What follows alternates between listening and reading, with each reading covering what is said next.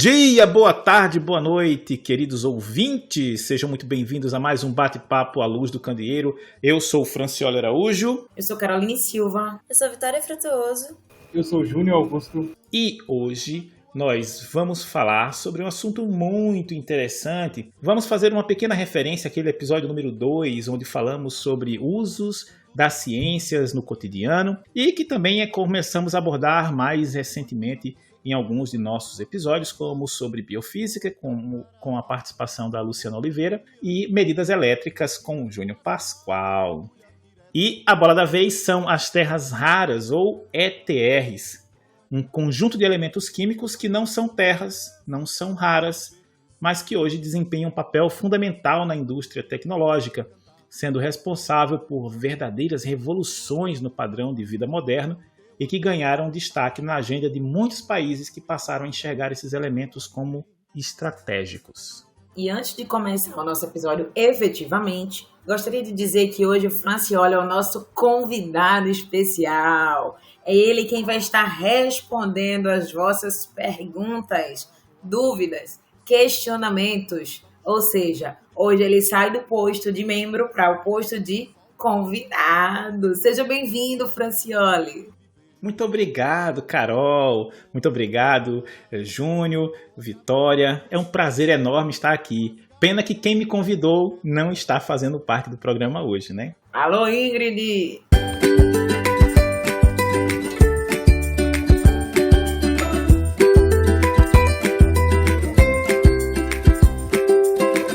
O que são elementos de terras raras, Francioli? Vamos lá. Esses elementos de terras raras, eles são um grupo de elementos compostos por 17 elementos. 15 deles são aqueles lantanídeos, que você na tabela periódica está ali o lantânio e um conjunto que algumas pessoas chamam de gavetinha, né? Tem aquela gavetinha dos lantanídeos, que sempre foi uma coisa meio complicada. Onde é que a gente vai colocar aqueles lantanídeos? Bota numa gaveta, joga tudo numa gaveta ali dentro. E esses elementos, né, os lantanídeos, eles compreendem o lantânio, o cério, praseodímio, neodímio, bromécio, samário, európio, gadolínio, térbio, disprósio, ólmio, érbio, túlio, itérbio e lutécio. Além disso, entram nessa classificação como elementos terras raras o escândio e o ítrio. Só nome bacana para vocês pensarem aí em colocar nos filhos de vocês, tá? Eu tinha um urso de pelúcia quando era mais jovem, que eu chamava ele de gadolínio, sabia? É maravilhoso. Apesar que o Túlio é um nome bem comum, né? Tipo, eu até me assustei quando eu vi Túlio, eu fiquei, caramba, tem muita gente com o nome Túlio, então... Mas encontrar um disprósio por aí, né? Não, mas acho que praseodímio é bonito, eu colocaria esse nome, não vou mentir. Ah, com certeza. Por que se chama terras raras? São terras? Elas são raras? É tipo ouro? Essa é também uma pergunta bem interessante e eu acho que ela tem dois momentos, dois contextos interessantes aí para explicar esse termo. A história desses elementos, ele começa em 1787, com a descoberta do ítrio, e ela termina, entre aspas, em 1947, com a descoberta do bromécio. Então, nessa época, do início do descobrimento desses elementos, era muito comum você chamar os elementos de terras. Então, são terras. E raras, porque acreditava-se que elas eram raras.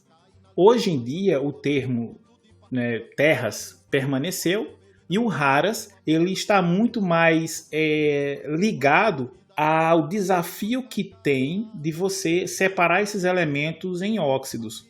Ou seja, ele está na natureza na forma de um mineral, não necessariamente um óxido. Ele pode estar ligado a carbonatos, e eles são carbonatos de terras raras. Ele pode ser um fosfato de terras raras. E aí você vai ter que separar esses elementos e transformá-los em óxidos para poder facilitar a utilização dele. Esse processo é complicado e por isso permaneceu o termo raros aí na história. Ah, mas quer dizer que terras raras não são raras? Muitos desses elementos eles são mais abundantes na crosta terrestre. Aí presta atenção nessa diferença. Alguns desses elementos eles são mais abundantes na crosta terrestre do que ouro, prata, cobre, mercúrio, que são elementos que alguns deles são conhecidos como metais preciosos ou são elementos que têm um uso intensivo, né, no nosso dia a dia, como o cobre, mas eles estão bem distribuídos na crosta terrestre. Mas, em compensação, às vezes é complicado desses materiais formarem depósitos. Não sei se me fiz claro, mas se não me fiz, o que é um depósito? É quando você tem uma aglomeração, um ajuntamento anormal ou em uma proporção anormal de um determinado minério ou de um determinado mineral num local, geologicamente falando. Engraçado, quando o pessoal, a primeira vez que eu ouvi falar em terras raras, eu imaginava terras coloridas, sabe? E tipo assim, radioativas, meio fluorescentes, assim, era muito engraçado. Eu fui saber um dia desse que era um mineral. Assim, que tem no mineral, no caso, né? Um elemento do mineral. Uhum. Olha, e para falar em mineral, tem muitos, né? A gente tem muitos minerais de terras raras. Eu acredito aí que hoje a gente deve ter na faixa de 200 minerais de terras raras, embora a gente tenha um grupo pequeno de elementos de terras raras, ou de minerais de terras raras, que são comercialmente explorados. E aí a gente vai ter a monazita, a basquinesita, tem argilas iônicas também, que são a principal fonte de terras raras hoje. Ela vem dessas argilas iônicas, principalmente o que a gente chama de elementos de terras raras pesados. Quando a Vitória fala, né, nessa questão da luminescência e tal, é porque a gente já pega muito pronto, né? No meu caso, eu trabalho com terras raras, mas eu já venho partindo do óxido, por exemplo, para transformar no cloreto, no nitrato. Foi até uma discussão que a gente teve aqui há pouco tempo antes de começar, é que a gente tá tão acostumado a ver esses troços brilhando, né? Que quando vai lá para a matéria-prima, para o início, a gente não sabe nem o que pense. Por quê? Porque todo mundo, pelo menos dentro da minha bolha, tá, galera, que fala terras raras, já fala, olha, ele brilha com tal coisa, você combina com tal coisa, ela tem a potência nisso, mas no fundo, todo mundo quer a propriedade dele luminescente, né? Os terras raras, no caso dos lantanídeos, têm algumas propriedades luminescentes significantes que podem potencializar para algumas aplicações na área de termometria, laser e outras infinidades, assim. Então, é muito mais fácil imaginar terra rara no ponto da química fundamental, por exemplo, né, da física, do que para a engenharia. E aqui do podcast, são 3 pessoas que trabalham com terras raras. Eu trabalho com terras raras, Carol trabalha com terras raras e a Suzana também trabalha com terras raras. Eu trabalho com as terras raras no nível mais fundamental, eu diria. Eu tento desenvolver uma rota de processamento para separar as terras raras, ou os minerais de terras raras, na verdade, eu quero separar os minerais de terras raras de outros minerais que eles estão associados, para aí poder levá-lo para uma outra etapa, para a produção de óxidos, e então, de repente, fazer com que a Carol e a Suzana passem a utilizar esse material. Então, o nível que eu trabalho é um nível mais de engenharia mesmo. Eu tô pagando geologia econômica, a gente fala muito de depósitos também. Geralmente, quando a gente vai falar sobre algum elemento específico, eu vejo que os terras raras, eles geralmente nos depósitos, quando tem uma empresa explorando, ele tá como sempre um subproduto. Tipo, existe a ocorrência, mas não é como se a anomalia do depósito fosse o principal das terras raras, entendeu? Geralmente é tipo alguma outra coisa e os terras raras como um subproduto. É justamente por causa disso? Não é incomum, tá? Você ter ele como subproduto. Aqui em Goiás a gente tem um depósito da Serra Verde que ele iniciou como um projeto de terras raras. Então ele não tem, as terras raras nesse caso não é um subproduto, é o produto da empresa. Tá? Então aí você vai ter casos e casos. Normalmente, eu acho que quando você está vendo aí geologia econômica, muitas vezes é interessante você ter um produto onde você vai ter maior teor, maior capacidade de produção e de venda imediata, e aí você acaba pegando um elemento de terras raras ou os elementos dos minerais de terras raras como um subproduto, porque aí você já tem uma operação que está pagando aquela outra. Mas é porque também tudo depende muito do que se quer, né? Do produto que se deseja. Sim. Não, inclusive, falando disso, eu acho que a gente não falou ainda em nenhum momento, e seria legal já o Francioli falar, para que servem as terras raras, né? Que a gente tá falando da importância e tudo mais, de como é que produz, mas, tipo, onde é que eu vou ver isso? Eu até falei no início que a gente, na tecnologias de vida moderna, a gente utiliza muito, mas em que exatamente eu vou utilizar terras raras? A primeira utilização industrial das terras raras, ela aconteceu ali no final do século XIX. Você tem um químico austríaco chamado Karl Al von Falsbeck. Ele estava fazendo lá os seus experimentos e percebeu que o óxido de lantânio ele aumentava a emissão de luz quando colocava lá no bico de Bunsen. Quem, né, nunca esteve num laboratório de química, um bico de Bunsen é basicamente um candeeiro sem vidro. Um candeeiro, pronto. Um candeeiro sem a boca, né? Aquele tipo do fogão. Então, beleza. Então, você bota a chama ali e ele percebia que esse óxido de lantânio ele aumentava o brilho. E aí, esse cara não foi esperto, de forma nenhuma. Ele, a partir dessa ideia, ele desenvolveu uma luminária a gás, que foi o primeiro passo para o que ele veio a desenvolver logo em seguida, que foram as mantas incandescentes. E esses negócios, né, esse produto que ele desenvolveu, ele era o must, aí no período de 1891 até 1913, em Viena e Budapeste, porque ele só podia comercializar essas luminárias a gás e as mantas incandescentes nessas duas cidades, em Viena e em Budapeste.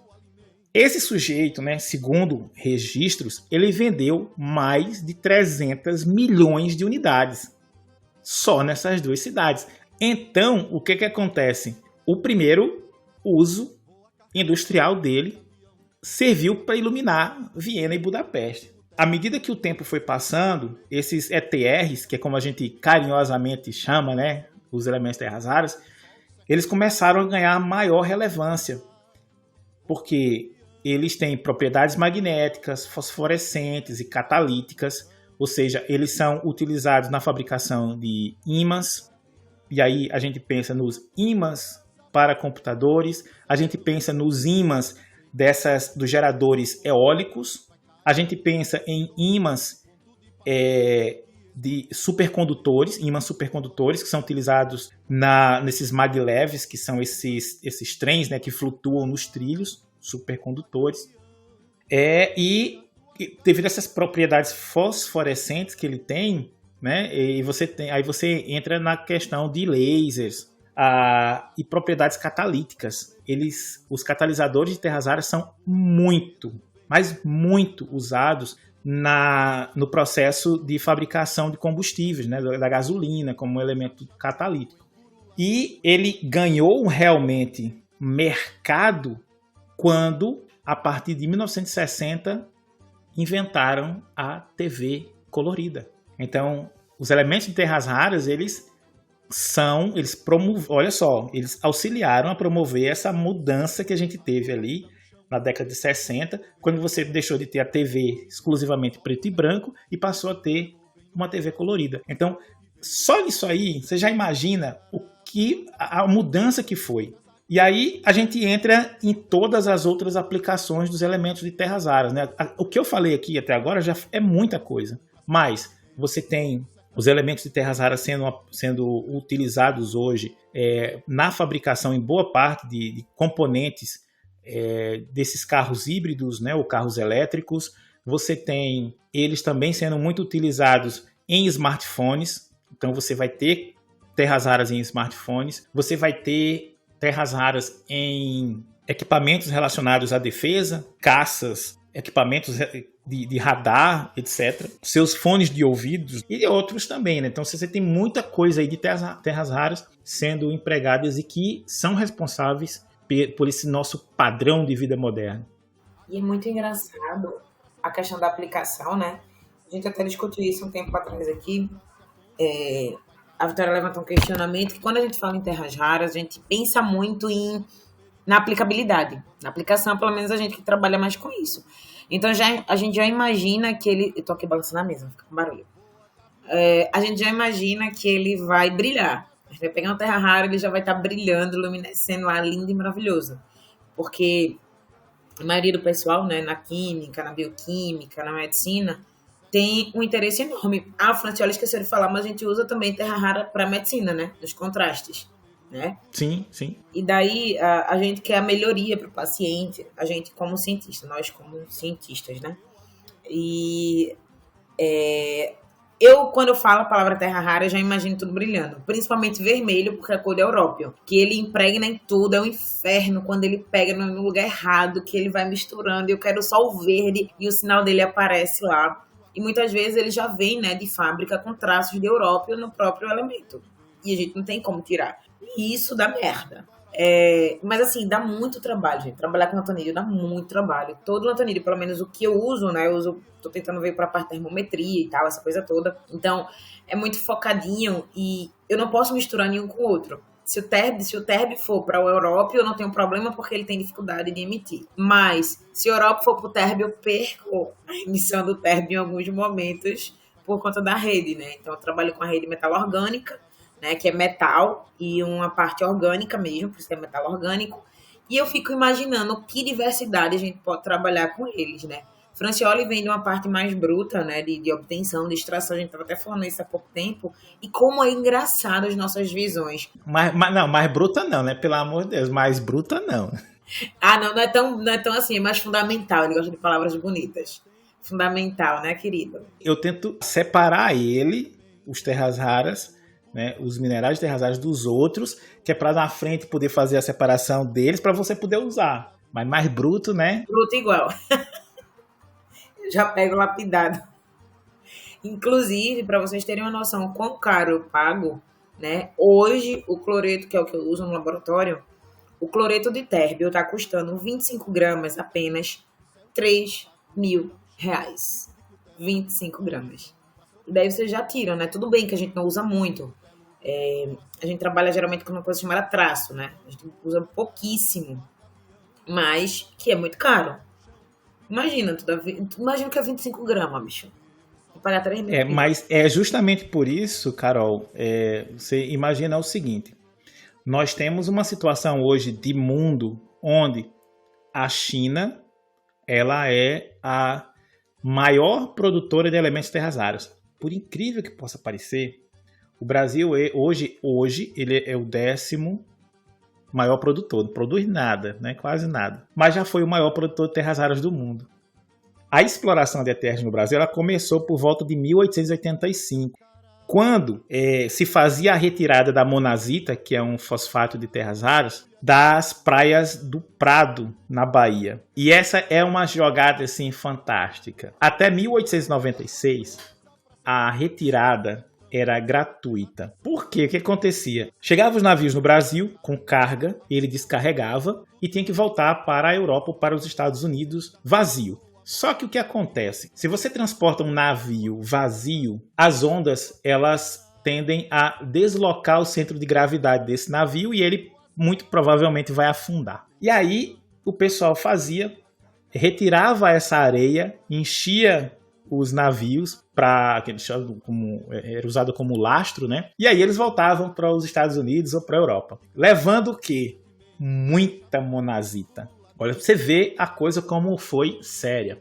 Entre 1885 e 1890, estima-se que John Gordon, um engenheiro-diretor da firma norte-americana E. Johnston Co., só essa empresa tem embarcado 15 mil toneladas de monazita para a Europa, depois que ele adquiriu o direito da exploração dessas praias. E os principais destinos dessa monazita eram Áustria e Alemanha, onde o Karl von Welspeck buscava uma fonte para os nitratos de tório e sério para utilizar nas camisas ou nas nas mantas, né, de iluminação a gás. Então, você tinha ali o mote de que o Brasil, nessa época, era quem iluminava Viena e Budapeste. Então, dizia-se nessa época que o Brasil era quem iluminava a Europa, né, devido à quantidade de terras raras que foram mandadas para lá. Em meados de 1960, a Mountain Pass, nos Estados Unidos, começou a fazer a produção de terras raras e passou a se tornar um dos principais fornecedores de monazita, né, e de terras raras purificadas. E aí você tem em 1980, final de 1980, a China desbancando completamente os Estados Unidos. E aí você entra numa história dessa questão aí de preço. Porque como a China passou a produzir, também passou a controlar a maior parte da produção. Então tudo que você tinha ali, hoje, se eu for pegar tudo que foi produzido desde sempre, a China vai estar ocupando ali o primeiro lugar com cerca de 90% de todas as terras raras produzidas. Para alguns países, ela consegue retirar o mineral, separar o mineral, mas quem faz a separação dos óxidos é a China. O material tem que ir para a China para ser separado. Aí você tem a revolução, muitas coisas tecnológicas precisando de terras raras, e quem é que vende? É a China. Tem uma questão que eu assisti num vídeo falando sobre terras raras, ele falando sobre a relação entre Estados Unidos e China. A China, ela não consegue, pelo que eu vi ali, aí você me explica melhor, por favor, ela não consegue beneficiar as terras raras ao ponto de ter uma alta pureza. E aí o que tem que ser feito? Ele é vendido para os Estados Unidos para esse refino ser feito, aumentar a pureza do material, e a China conseguir utilizar nos equipamentos lá, não sei quais equipamentos que necessitam de uma pureza muito alta das terras raras. E aí eu queria saber de você se isso procede ou se a China consegue fazer um material de alta pureza. Olha, até onde eu saiba, sim, a China ela tem essa tecnologia para produzir essas terras raras, esses óxidos terras raras em alta pureza, tanto que alguns países encaminham a sua produção, os seus minerais concentrados para a China fazer essa purificação. E aí, o que acontece? Você está trabalhando com um material que, de certa forma, eu não vou dizer, eu não tenho certeza se ela entra como uma commodity, né? Porque você tem essa questão de volume, mas a China ela negocia essas terras raras com todos os países. Então ela negocia com os Estados Unidos, ela negocia com os países da Europa, ela negocia com todo lugar. O que aconteceu com os Estados Unidos? Mountain Pass deixou de produzir durante um tempo. Ela teve alguns problemas ambientais, precisou fazer uma série de ajustes, passou muito tempo parado e começou a depender fortemente das terras raras produzidas na China. Só que, e aí tem muitos detalhezinhos que precisam ser colocados aí, que ficam alguns deles em entrelinhas, mas ali por volta de 2009, a China ela exporta para esses países, mas ela tem uma cota que ela exporta, ela pode exportar. E a partir de 2009, ela começou, acho que um pouquinho antes, ela começou a reduzir essas cotas. Para quê? Para que uma parte desse material ela pudesse consumir internamente e para que alguns ajustes fossem feitos do ponto de vista ambiental nas unidades de produção dessas terras raras que se concentram em Bayonnoble, que é uma área onde você tem... você pode até procurar isso aí na internet, foto de satélite. É uma área muito degradada, porque lá você tem basicamente argilas iônicas e elas passam por um processo de lixiviação. Então, basicamente, você vai montar uma pilha e vai tacar-lhe ácido ali em cima. Isso era feito de forma descontrolada. Você emitia o ácido, é evidente que você vai ter perdas para o solo, você vai ter contaminação de lençol freático, você vai ter uma série de problemas ambientais associados a isso. E aí, quando chegou em 2010, 2011, você teve uma redução muito drástica nessa quantidade de material que era exportado, que era vendido para os outros países, o que levou a um aumento violento de preços. Os elementos que tiveram o maior aumento foram o disprósio, o neodímio, o praseodímio e o ítrio. O disprósio aumentou 416%.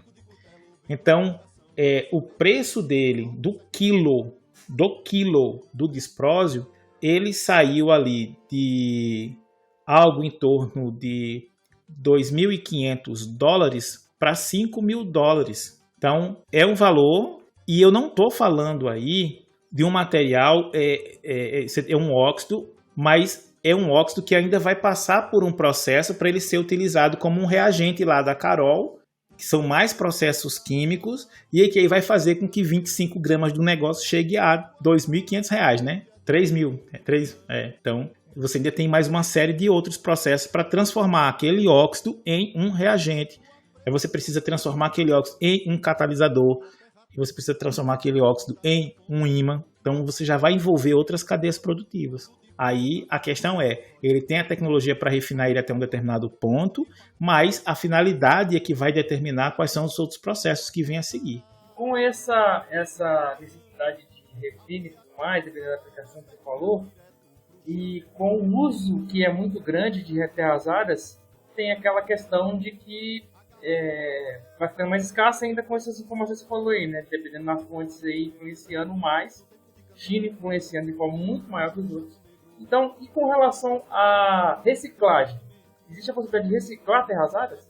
Uai, é possível também. E aí, se você procurar um pouquinho sobre reciclagem de terras raras, você vai ver que, principalmente, né, na China, em alguns outros países também, como Índia, é muito comum você fazer essa recuperação, mas uma recuperação completamente insalubre desse material. Por exemplo, você vai ter terras raras e alguns metais preciosos em placas de computadores. Então você chega num local como a Índia, como a China, que tem uma grande quantidade desse tipo de lixo eletrônico, ele tem esses elementos em um determinado grau, e as pessoas normalmente elas faziam esse processo. Em alguns lugares você ainda vai ver esse processo sendo realizado na rua. Taca ali um ácido, taca ali fogo misturado com alguma substância, algum ácido, para poder fazer a recuperação desses elementos. Claro que essa recuperação ela não vai ser tão eficiente quanto se fazer numa unidade de reciclagem. Mas a gente tem um ponto também que, embora você tenha a possibilidade de reciclar, essa reciclagem em alguns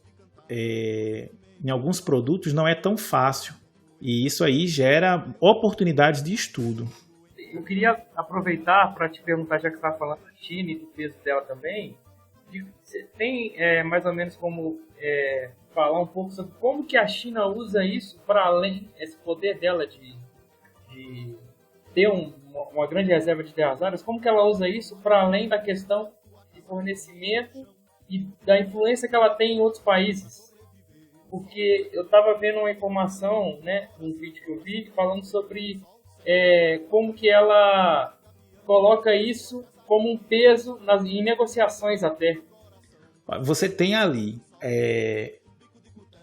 naquela região, né, países como o Japão, a própria China, deixa eu lembrar mais ali alguns que trabalham muito com tecnologias e que utilizam bastante terras raras. Você tem a produção de diversos equipamentos, né, na Europa como um todo e nos Estados Unidos, principalmente com essa mudança na matriz energética, onde você tenta em alguns países sair do combustível fóssil para um outro tipo de combustível. Aí você entra na geração de energia eólica ou mesmo energia fotovoltaica, a substituição de veículos convencionais, né, motor a combustão, por veículos elétricos, e isso demanda uma quantidade muito grande de terras raras. Inclusive, acredito que em algum local você vai encontrar aí que um carro elétrico ele tem ali necessita de cerca de 30 quilos de terras raras, se você for pegar todos os elementos que compõem, né, tudo que tem ali dentro desse automóvel, incluindo a bateria, alguns elementos de circuito, alguns elementos que são exclusivos, né, desses carros elétricos. Então você tem uma dependência. E o que aconteceu?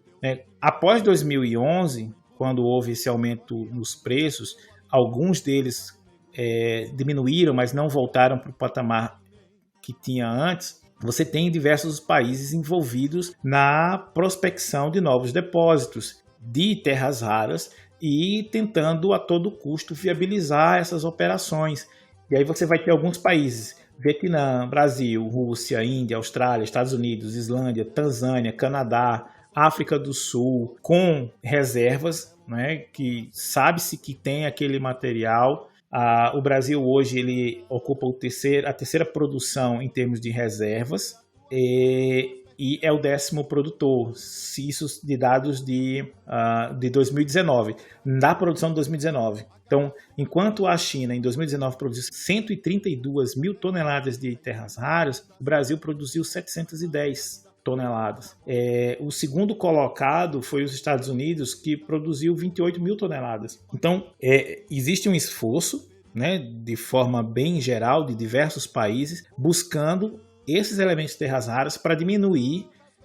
Eu acho porque inicialmente você não tem a capacidade de iniciar um processo e já deixar de depender do país, porque não é só encontrar reserva, você tem que encontrar a reserva, você tem que estudar a reserva, você tem que encontrar uma rota de processo que permita que você faça a separação dos minerais. Você precisa, então, ter uma cadeia produtiva que permita que você beneficie aquele mineral para fazer o óxido e, se você tem uma grande dependência, fabricar aqueles elementos que dependem dele, né? Os catalisadores, os ímãs, etc.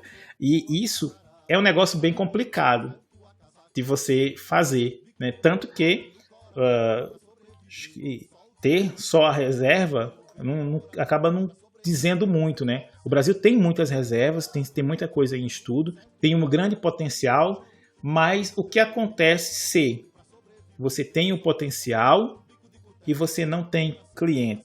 Será que isso é viável? Será que alguma empresa se arriscaria a investir muito, porque os investimentos são extremamente altos, e você não ter mercado, você não ter clientes? Porque aí se a China me entrega hoje a um determinado preço, digamos, $1.000 o quilo de um determinado elemento de terra rara, com um teor de 90%, ele não vai pagar, não é que ele não queira, é que ele não vai me pagar $1.000 num concentrado com 40%. Não faz sentido. E ainda mais que eu preciso ainda elevar esse teor dos 40% para chegar nos 90% para poder ser utilizado nas outras atividades que eu usaria, né? Normalmente usaria para a produção dos químicos, etc., ímãs.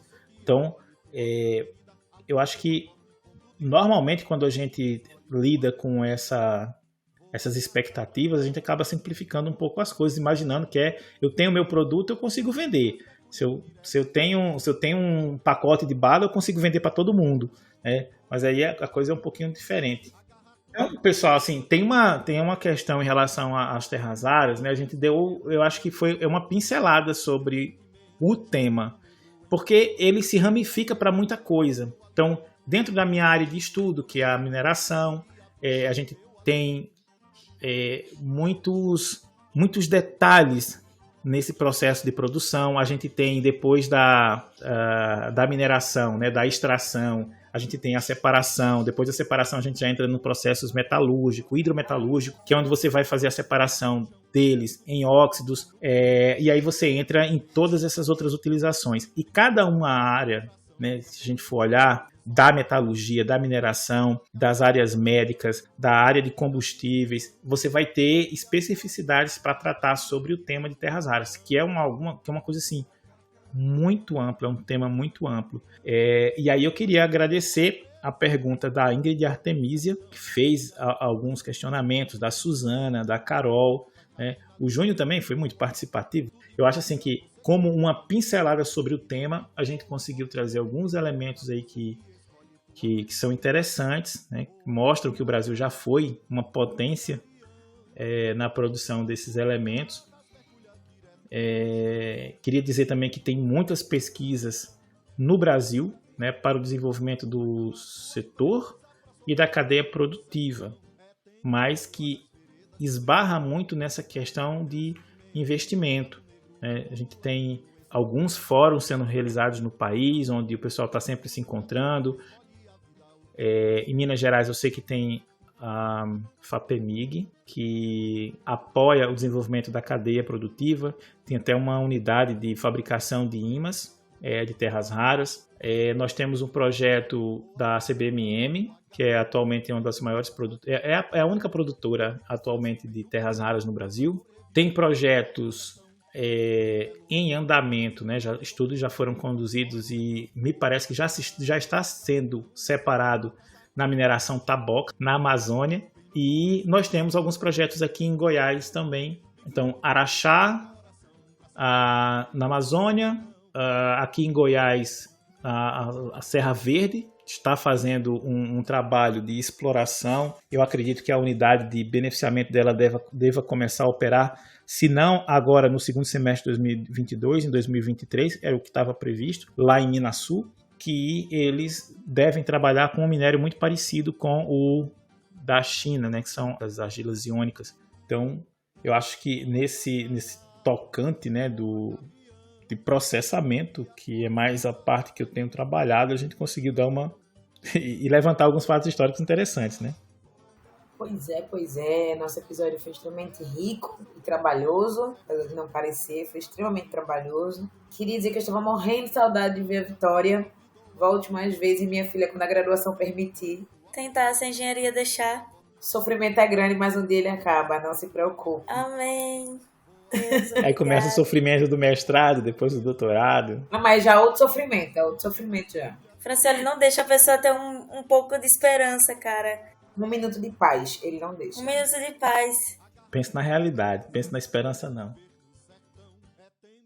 Foi um prazer estar com o Júnior aqui mais uma vez, em mais um episódio, que já entrou arrasando, super atuante, super gravando episódios conosco. Lembrando que a mensagem mais importante dos episódios é que ele é o esposo da Ingrid. A mensagem mais importante que não foi dita, mas Carol tá aí para lembrar. Muito obrigado, Carol. Se eu esquecer isso aí, eu tenho problema com a minha esposa depois, tem que lembrar sempre. E agradecer também o assunto que eu comecei lendo um pouco hoje, no material que o Francioli mandou, e me interessei bastante, fiquei muito indignado com esse negócio da areia aí, tá? Tem que reclamar com o pessoal lá, ligar pro pessoal que fez isso, falar com ele para devolver essa areia. E é isso aí, muito obrigado Francioli pelas informações. E é isso aí, boa noite, gente, bom dia, boa tarde. E é isso aí, pessoal. Agradecer a todos que foram suficientemente resilientes de estarem conosco até o final do episódio.